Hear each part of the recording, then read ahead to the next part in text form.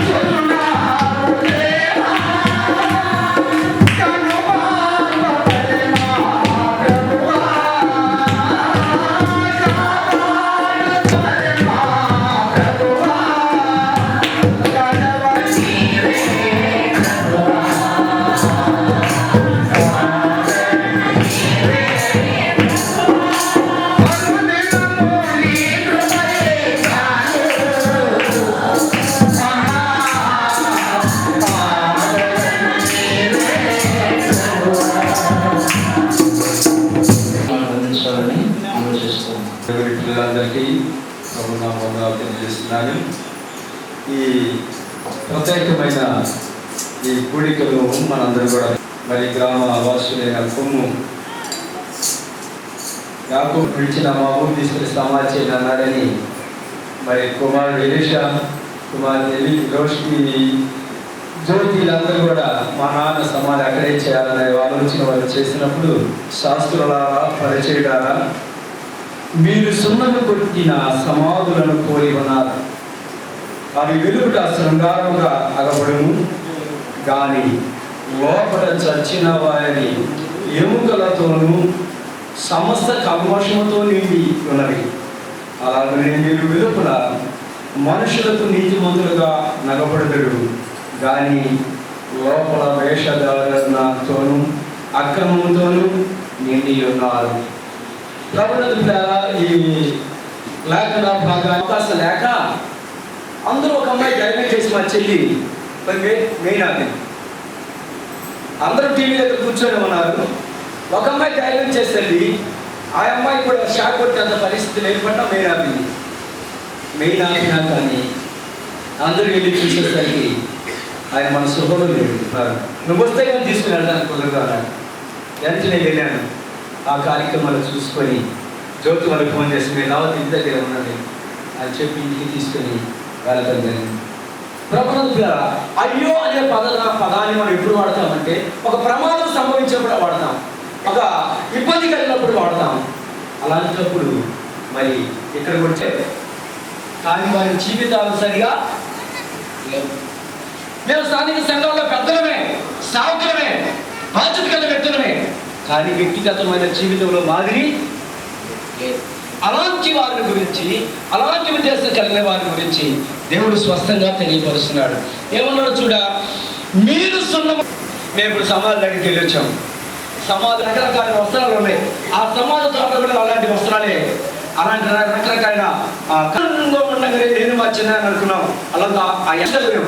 ఎందుకంటే గలతీయులకు రాసిన పత్రిక మనం గమనించి చూస్తున్నట్లయితే ఆ మాటను మనం స్పష్టంగా గమనించవచ్చు. గలతీయులకు రాసిన పత్రిక 5వ అధ్యాయం ఈ సమయంలో మనం స్పష్టంగా మాటలు గమనించవలసిన వారిగా వచ్చిన 16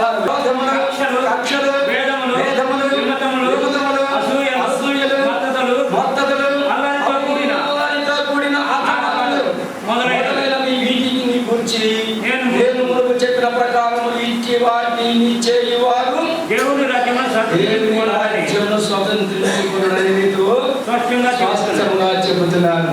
ఇక్కడ కొన్ని లక్షణాలు కనబడుతున్నాయి. పైకి బాగా కనబడే వాళ్ళ జీవితాల్లో ఇవి ఉన్నాయి. ఈ దేవుని మహిమపరిచేవి కావు, ఇవి దేవుని కనపరిచేవి కావు.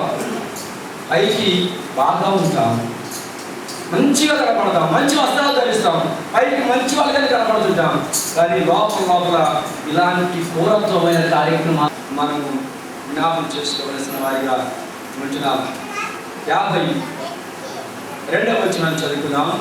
27:52 సమాధులు తెరవబడిను, నిద్రించిన అనేక మంది పరిశుద్ధుల శరీరములు లేచెను. సమాధులు తెరవబడ్డాయి. ఏ సమాధులు తెరవబడ్డాయి? ఇక్కడ పరిశుద్ధుల సమాధులు. ఆ పై వచనాలు చూడు, 51వ వచనం. యేసు మరలా బిగ్గరగా కేకవేసి ప్రాణం విడిచెను. అప్పుడు దేవాలయపు తెర పైనుండి క్రిందికి 2గా చినిగెను, భూమి వణికెను, బండలు బద్దలాయెను, సమాధులు తెరవబడెను, నిద్రించిన అనేక మంది పరిశుద్ధుల శరీరములు లేపబడెను. వారు సమాధుల నుండి బయటికి వచ్చి ఆయన లేచిన తర్వాత పరిశుద్ధ పట్టణంలో ప్రవేశించి అనేకులకు అగపడింది. పూర్వమున్న భక్తులు యేసు ప్రభువారి కన్నా వారిగా ఉంచినారనేది మనం గమనిస్తున్నాం. అదే ఇప్పుడు పరిస్థితులు బట్టి మనం గమనించినట్లయితే ఎవరైతే యేసు ప్రభువును నమ్ముకొని పాప క్షమాపణ వచ్చుచున్నది అన్నాడు. ఏంటి ఆ కాలం? ఆ కాలం ఏంటి అని ఆలోచన చేసే వారు ఉన్నారు. ఆ కాలాన్ని గురించి, నా పరిస్థితుల గురించి ఆలోచన చేశారు. ఏంటి దీనికి ఆశ్చర్యపడి ఒక కాలం వచ్చుచున్నది. జీవ పునరుద్ధానం, కీడు చేసిన వారు తీర్పు పునరుద్ధానం బయటికి వస్తారు. సమాధులు తెరవబడతాయి. మనం వేల రూపాయలు పెట్టి ఖర్చు పెట్టి సమాధులు కట్టినా తెరవబడతాయి. చేసేవాడిగా ఉంటున్నాడు అని మనం గమనించగలుగుతున్నాం. అది ఇక్కడ మేలు చేసిన వారు జీవ పునరుద్ధానం, కీడు చేసిన వారు మేలు చేసిన వారంటే ప్రభు నమ్ముకున్న వారు. ఒక మాట మనం చదువుకున్నాం. ప్రారంభంలో 20వ అధ్యాయం 1వ వచనాన్ని ఈ సమయంలో మనం చదువుకున్నాం. ప్రారంభంలో 20వ అధ్యాయం 6వ వచనం చదువుతున్నాం. ఈ మొదటి పునరుద్ధానంలో పాల్గొనవారు ధన్యులను పరిశుద్ధులైనరు గుంపులు ఉంచుతారు. అదే తెస్సలోనికీయులకు రాసిన పత్రికలో ముందు దేవుని సాగు చెప్పారు. ఆత్మాత్మలను ప్రధాన దూత శక్తులు దేవుని గుర్తులు ప్రవర్తన ప్రభు దిగివచ్చును. క్రీస్తునందు మృతులైన మాట చేస్తారు. ఆ మీద సజీవంగా నిలిచిన మనము రాజ్యానికి వెళ్ళాలంటే యేసు ప్రభువు నమ్ముకుంటేనే ఆ రాజ్యంలో ప్రవేశించేది. యేసు లేని నీకు జీవితము వ్యర్థమైన దైవగ్రహం స్మరిస్తుంది. సదాకాలం రాజ్యంలో ప్రవేశించాలంటే మనగుండిలో ప్రాణమైన ప్రభువును నమ్ముకొని ధన్యులు కావాలని ఆ ప్రేమతో మనం చేస్తున్నారు. ఆ తర్వాత ఈ మాటల చేత ఒకరిని ఒకరు ఆదరించుకుని ఆదరణ కావాలా? ప్రభువునే ఆదరణ. ప్రభువే మనం ఆదరించేవాడు, ఆయన సొంతమైన ఆదరణ ఉంది అనే మాటలు దైవ గ్రంథంలో మనము చూడగలుగుతున్నాం. ఆ రెండో మాటలు గమనించినట్లయితే కీడు చేసిన వారు తీర్పు పునరుద్ధానానికి బయటకు వస్తారు. కీడు చేసిన వాళ్ళు ఎవరు అనేది ఆలోచన చేస్తే 2:21 చెప్తున్నాడు. ఆయన చెప్తున్న పిరికి వారును, అవిశ్వాసులను, అసహ్యులను, నరహంతకులను, వ్యభిచారులను, మాంత్రికులను, విగ్రహారాధికులను, అబద్ధికులందరూ అగ్ని గంధకములతో మండు గుండెలో పాలు పువ్వులు పొందుతుడు. ఇది రెండవ వీళ్ళు ఇక్కడ ఉన్న లక్షణాలు కలిగినట్టు వారు అగ్ని గంధకంతో మండు గుండెలో పాలు పొందుతున్నారు. కీడు చేసిన వారు కీడుకు చేసిన వారు, ఆ కీడులో పునరుద్ధానం బయటకు వచ్చిన వారు భయంకరమైన శిక్షకు గురవుతున్నారని దేవుని గ్రంథంలో మనం చూడగలుగుతున్నాం. ప్రభుత్వ మన ఎదుగుదలను ఒకసారి ఆలోచన చేసుకుని మన రెండవ మరణం తప్పించుకోవాలంటే రెండవ జన్మ అవసరం. ఇప్పుడు 2 సార్లు బాధపడేది బాధ. జన్మలు కలిగి ఉంటే ఒకటే మరణం, ఒకే జన్మ కలిగి ఉంటే 2 మరణాలు. 2 జన్మలు ఏమిటి? తల్లి గర్భంలో జన్మించిన జన్మ ఒకటి, రెండవది యేసుక్రీస్తు ప్రభువును నమ్ముకోవడమే రెండవ జన్మ. ఈ రెండవ జన్మ కలిగిన వారికి ఒకటే మరణం. యాకోబు గారికి ఒకటే మరణం, ఆత్మ మాత్రం మరణము లేదు.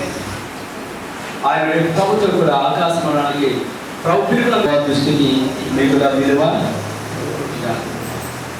ఎలాంటిదంగా ఎవరైతే దేవుని భయభక్తులు కలిగి ఉన్నారో అది విలువ అయిన మరణము అని మనం గమనించవలసిన వారి ఉంటున్నాం.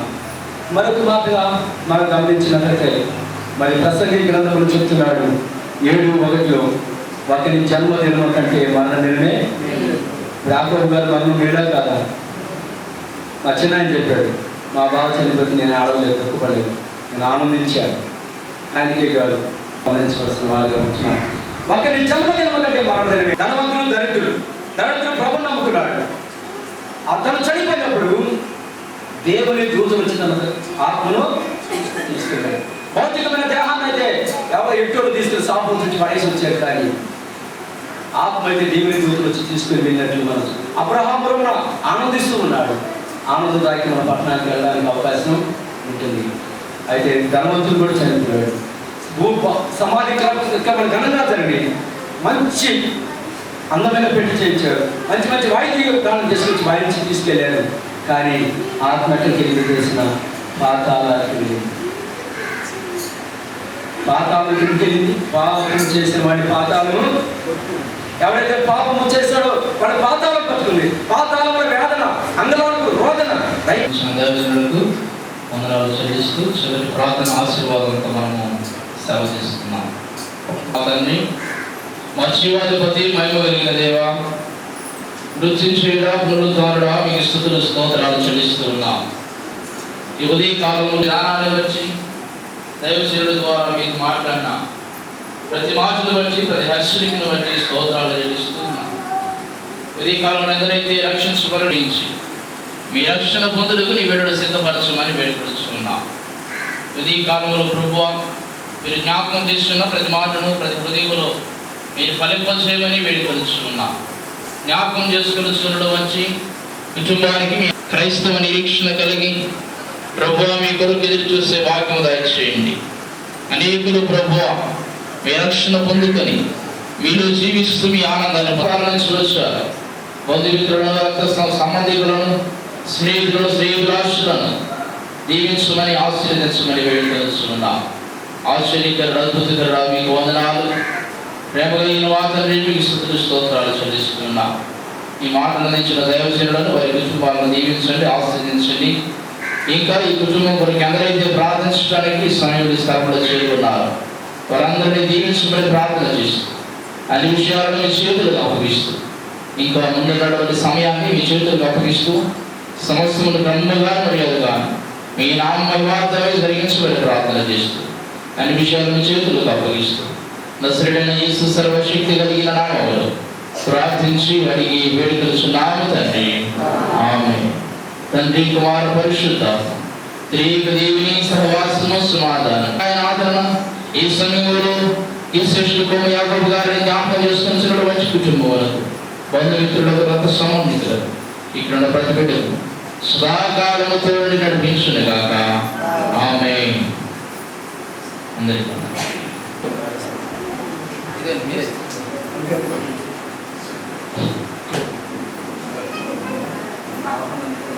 మా ఆహ్వానాన్ని అందుకొని దూర ప్రాంతాల నుంచి ఇక్కడికి వచ్చేసిన మా బంధు మిత్రులకు ఇక్కడ ఈ ప్రార్థన అయిపోయిన తర్వాత భోజనం ఏర్పాటు చేయబడింది.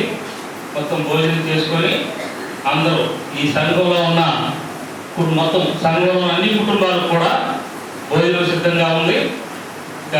ఇప్పుడే కాలాతీతం అని చెప్పి సంఘం పెద్దలు కూడా కొంచెం అంటే ఇక్కడ 11:30-12 గంటలకు కూడా భోజనం చేస్తారని మాకు తెలిసింది.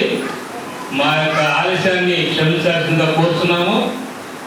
అందరూ సుఖంగా విందు భోజనం ఏర్పాటు చేసాం. అది తిన్న తర్వాత వెళ్ళవలసిందిగా కోరుతున్నాము.